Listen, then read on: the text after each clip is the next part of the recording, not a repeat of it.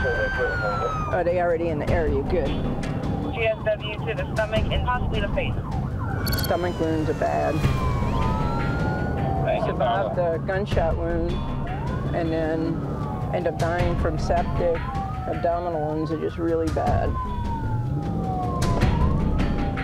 Got that code for 3248. You can show us in the area.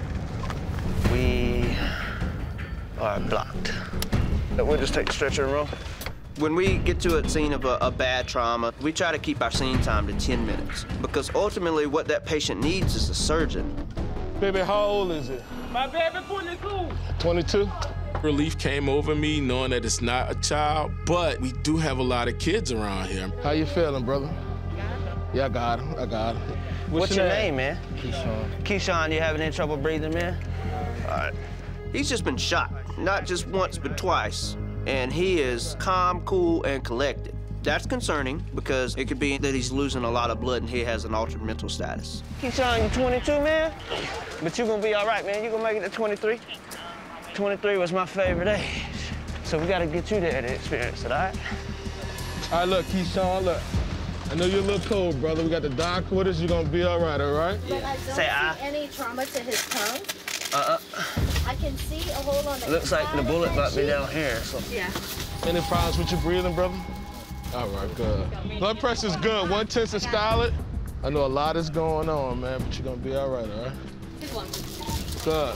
I don't see any exit wounds. So that means both bullets are still inside the body somewhere. So even though the patient's stable right now, that can take a turn for the worse quickly. Medical Center, New Orleans, EMS, trauma activation. All right, we out. I'll give you 2 minutes. Let's go. Hey, there ain't nobody else, huh? No, that's it. There you go, baby. They're gonna take good care of you, my love, okay? All right, Keyshawn, let's go, man. We're gonna get you to the trauma center. You're gonna be all right, dude. You're gonna be okay. All right. I know it's scared. 6220, I'm clear from that here. 3248 shows code 3 trauma center. Cool thing is he right here by the trauma center. Them 5 minutes makes a big difference. Get you some pain medicine, okay? You know who did this to you, man? No. You were sitting outside and they just... Are the children okay? Everybody else was okay, man. The patient's not complaining of anything. The only thing that he asked is, are the kids in the house okay? And that just says a lot about this guy's character. He could have very well saved his sibling's life. You're gonna be okay, though, okay? We got There's you. a lot of people, that's all. I hate that the dude got shot, but originally came out as a kid, yeah. So that'd have been rough, man. Ooh. But like you said, somebody baby, though. Hey, what's going on? He was terrified, man. He had tears coming down his cheek. Really? I was like, dude, I think you're gonna be all right. You're talking to us. Your vitals are stable. You shot in the stomach, dude. That's a bad wound. There's so much in there that can bleed. They have problems like for the rest of their lives after their belly's been shot. I think he's gonna be all right, me personally. So. Well, he had the best care, right? Yeah, and I told him he's gotta make it 23. Hey, look, the night just starting, dude, so let's get it in. Let's do it. All right, we out, guys. man. All right, Thank you. Talk to you later.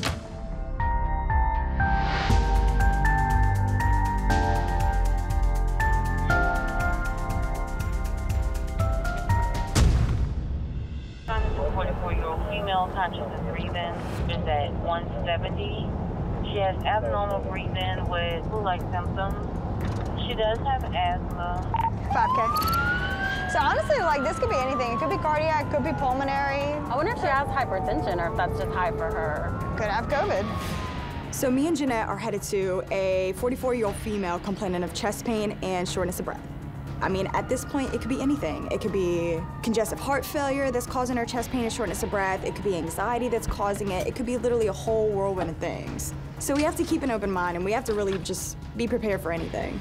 What's going on? See kind of his face swelling. I'm having severe chest pains, and I'm having an allergic reaction to my lisinopril.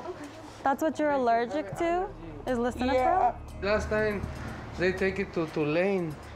What were you in Tulane for? The same thing? Yeah, they said that I was allergic to my lisinopril after 12 years. Okay, and you feel like you're having an allergic reaction now? I am. When was the last time that you took it? Day before yesterday. Day before yesterday. The doctor informed her that she became allergic to the lisinopril, which is her blood pressure medication. But I know lisinopril only has a half-life of about 12 hours. So in 24 hours, it should be completely out of your system. You should not still be having an allergic reaction. What heart disease do you have? I was born with a smaller left ventricle. My heart hurts so bad. I can feel it all the way back to my back. All right. All right, sweetheart. Nothing on here is jumping out at me that you're having any kind of heart attack, okay? But they're gonna have to do some lab work just to confirm that.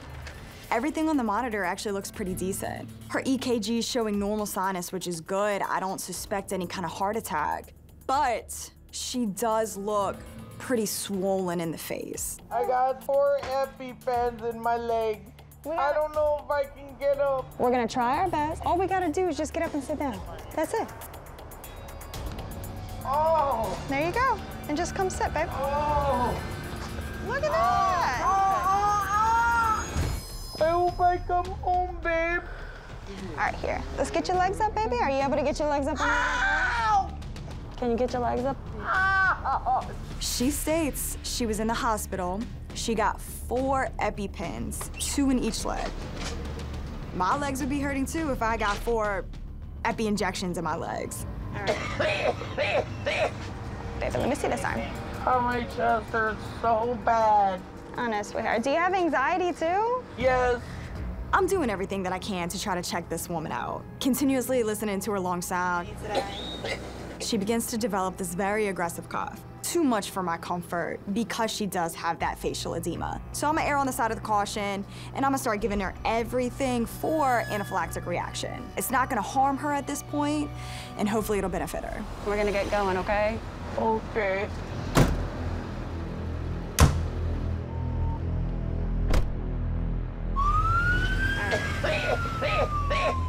Slow breaths, okay?